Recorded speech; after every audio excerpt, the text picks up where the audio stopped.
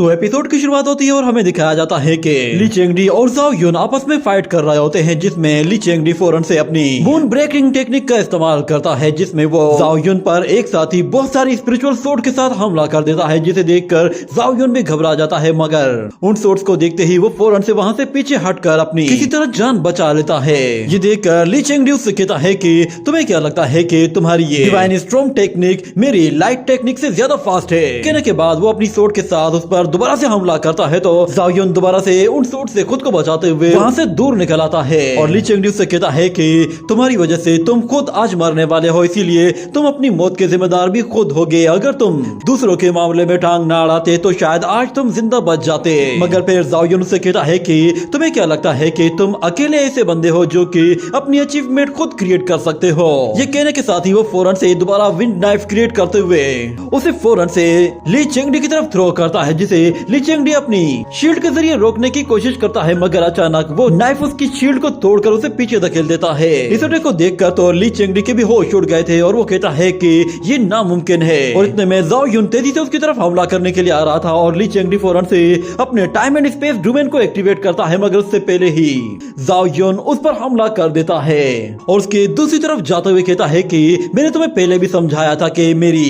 Absolute strength के सामने तुम्हारी टाइम एंड स्पेस पावर बिल्कुल बेकार है। तुम मेरी बात को नहीं मान रहे थे ना, अब देख लो। ये कहते ही अचानक ली चेंगडी जोर से जाकर जमीन पे गिरता है और इस अटैक के बाद हमें दिखाया जाता है कि ली चेंगडी की चेस्ट से हल्का सा कपड़ा फट गया था, जिसे देखकर जाओ युन कहता है कि तुम एक लड़की हो, जिस पर ली चेंगडी कहती है कि हाँ मैं लड़की हूँ तो क्या हुआ। मगर जाओ युन कहता है कि लगता है कि तुम अभी भी अपनी जिद पर अड़ी हुई हो। मगर फिर ली चेंगडी कहती है कि मैंने बहुत ही लंबे टाइम तक अपना भेष बदल रखा था, जिस पर जाओ युन कहता है कि कितनी शर्म की बात है। ये सुनते ही ली चेंगडी हंसना शुरू कर देती है और कहती है कि इसमें शर्म क्या है, तुम मुझे समझा रहे हो कि मुझे अपना हुलिया बदलने पर शर्म आनी चाहिए, जबकि तुम जानते ही नहीं कि मैंने क्या क्या तकलीफें बर्दाश्त की हैं। जब मैं 8 साल की थी उस वक्त ही मेरी फैमिली को पता चल गया था कि मेरे पास टाइम एंड स्पेस पावर है। उसके बाद से ही मेरी पूरी फैमिली ने अपने सारे के सारे रिसोर्सेज, सारे के सारे ट्रेजर्स बेचकर मेरी कल्टीवेशन पे लगा दिए और फिर मैंने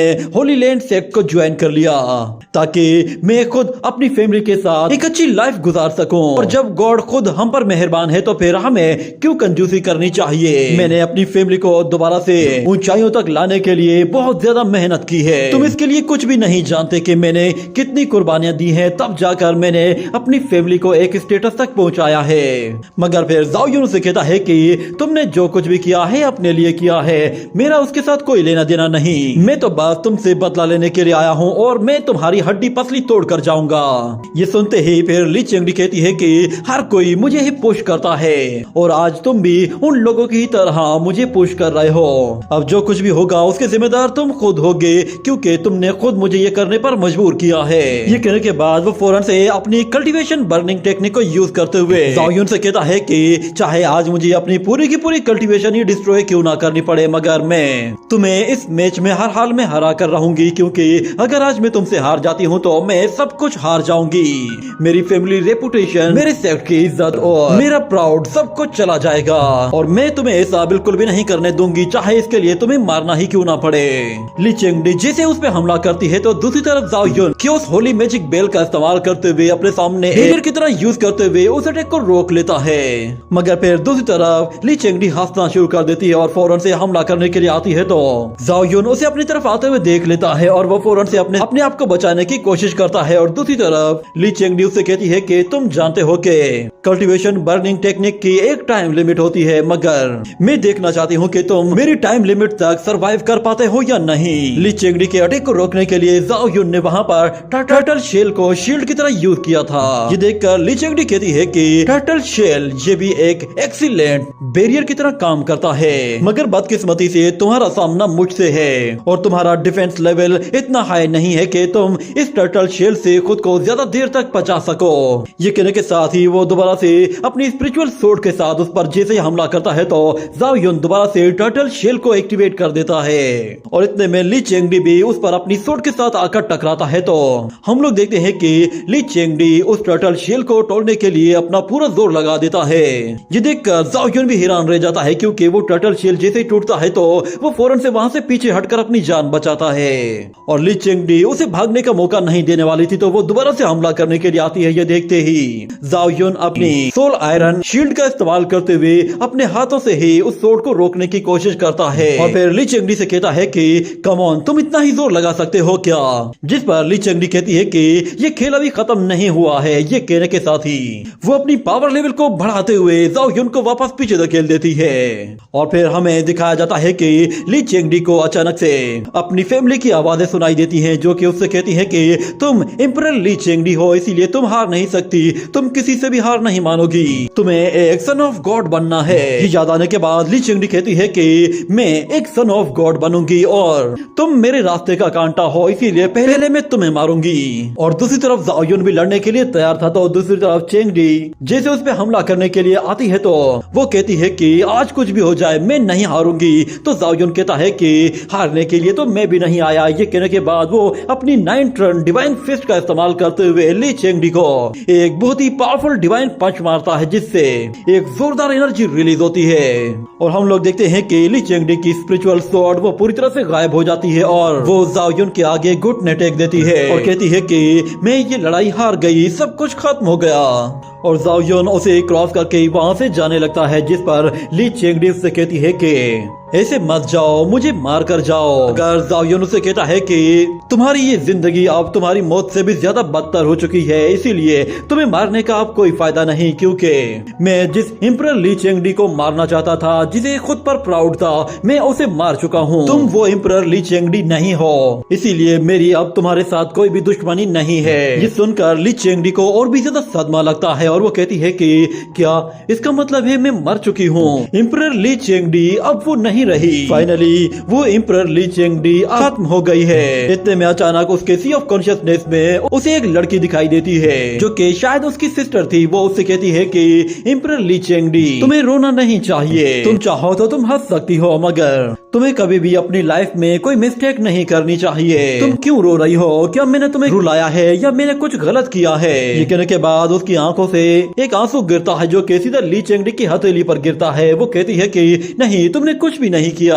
ये कहने के ही देर थी कि वो छोटी लड़की वहाँ से गायब हो जाती है और ली चेंगडी और भी ज्यादा उदास हो जाती है और वो कहती है कि मैं गलत थी। ये कहकर वो वहीं पर ही रोना शुरू कर देती है और कहती है कि मैंने ये अपने साथ क्या कर दिया। और अगले सीन में हमें ट्रायल गेट के बाहर का सीन दिखाया जाता है, जहाँ पर शाओलिन सबको बताती है कि जाओ युन ने किसी को भी नहीं मारा। आप लोग मेरी बात का यकीन क्यों नहीं कर रहे? मगर टाइचू सेक्ट और टियान डाओ सेक्ट के मास्टर्स उसकी कोई भी बात नहीं मानते। और फिर टाइचू इमोर्टल क्लान का मास्टर कहता है कि टियान डाओ सेक्ट का जीनियस डिसाइपल जियांग हाओ वो भी इस बात का गवाह है कि जाओ युन ने ही सब लोगों को मारा है। मगर शाओलिन कहती है कि ये लड़का झूठ बोल रहा है। ये सुनकर एल्डर टियान डाओ गुस्से में आ जाता है। तो दूसरी तरफ हमें एल्डर डी टियान को भी दिखाया जाता है। वो भी वहाँ पर पहुँच जाता है और कहता है कि इस कंपटीशन का एक ही रूल है कि यहाँ पर कभी भी कोई भी मारा जा सकता है। ये रूल्स तो तुम्हारे ही बनाए हुए हैं, तो फिर तुम लोग इन रूल्स को एडमिट क्यों नहीं कर रहे? इतने में अचानक वहाँ पर जाओ युन भी पहुँच जाता है और वो कहता है कि मास्टर, ये लोग हमारी बात पर यकीन नहीं करेंगे, क्योंकि